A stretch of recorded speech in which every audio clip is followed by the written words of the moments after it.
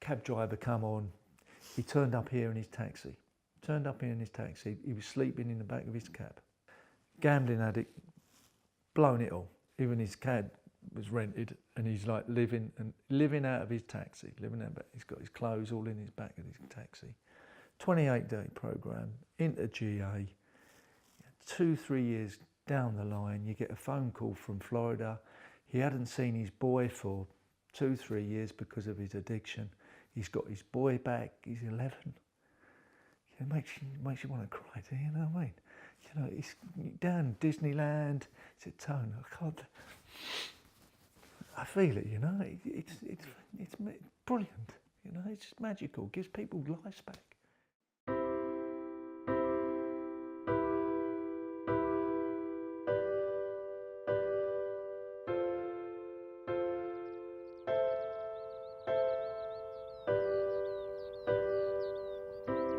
We have the only residential facility in the world that will treat an addictive disorder for professional sports people, that was designed by professional sports people, that can return a player to his club fit enough to play and work with the club, if the player chooses, on where he needs to be when he returns. It's a tailor-made 26-day residential program that will look after your addiction and offer a therapeutic solution to your addictive disorder, while also respecting you as an athlete.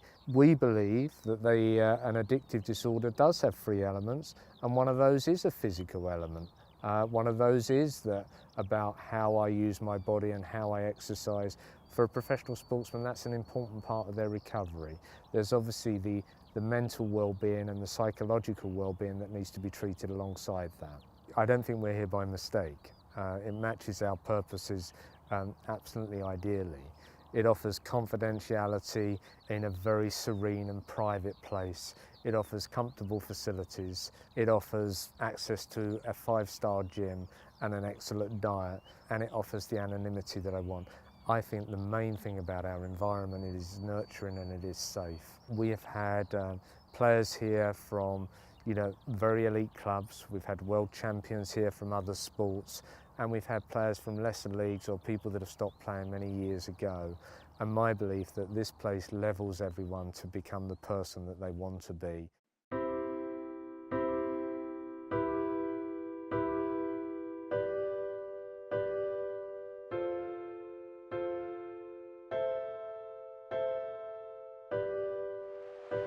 What a professional, what a finish.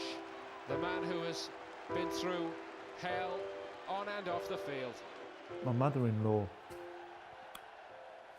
saw the mess that I was in, because I was alone with the children and drinking, and it was horrific. And she gave me James West's number and said, go to see him to understand your wife. I went, okay, that was kind of, as long as it's not me.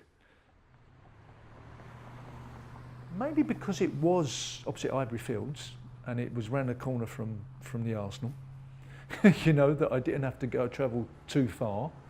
But I pulled round there and I would bang early. Like I say, because she had the problem and what I wasn't going there for me is why I went into the room.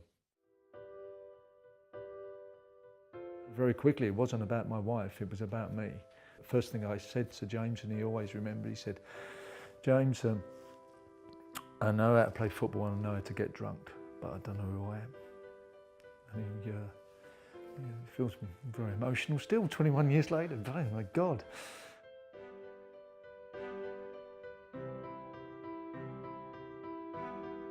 So then, over time, I think what therapy did do to me, it got me to my bottom, because it opened me up, and finally it pushed me. I firmly believe that the knowledge, it becomes unbearable.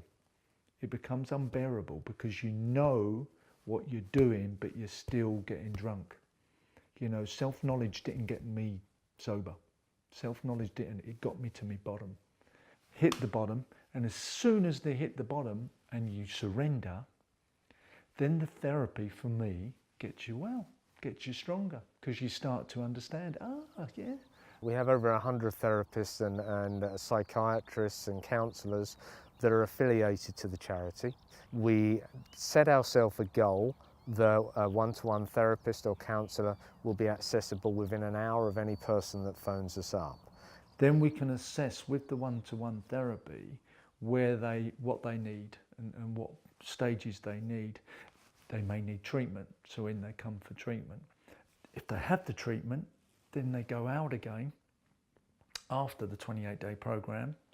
They go back into the one-to-one therapy. It's got a starting place and an ending place, a place of safety and a place that they know and they've got a contact. And that's been a real strength. The one-to-one counsellors have linked it all. Obviously education is out there at the start and we're getting more and more cases now. We're getting busier than ever because we've put the work in at the beginning with the education.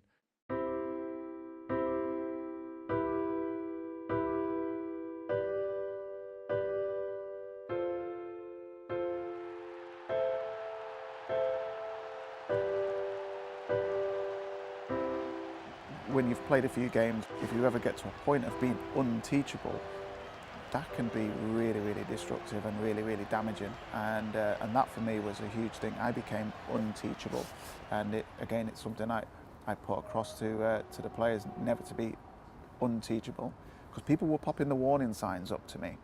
I wasn't hearing it and I wasn't listening.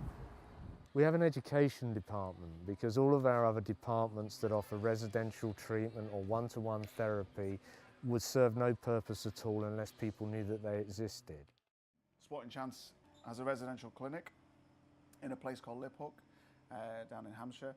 We offer an education seminar to every football club in the country, every rugby league club in the country. So every player in the country that has access to our service should know that we exist. When I go in and I give them some of my experience throughout the seminar, I think they know and they can identify with the stuff that I've been through. But for me, because I've had lots of counselling, I've been through therapy, I've been in the clinic, I know how that system works.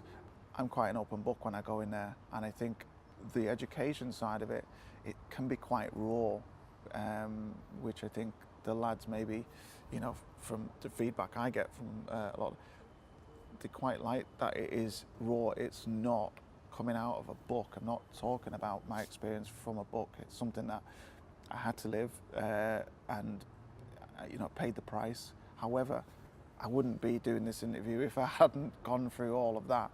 And for me to be able to just pass that knowledge on to other footballers, so players don't suffer, and they don't need to suffer.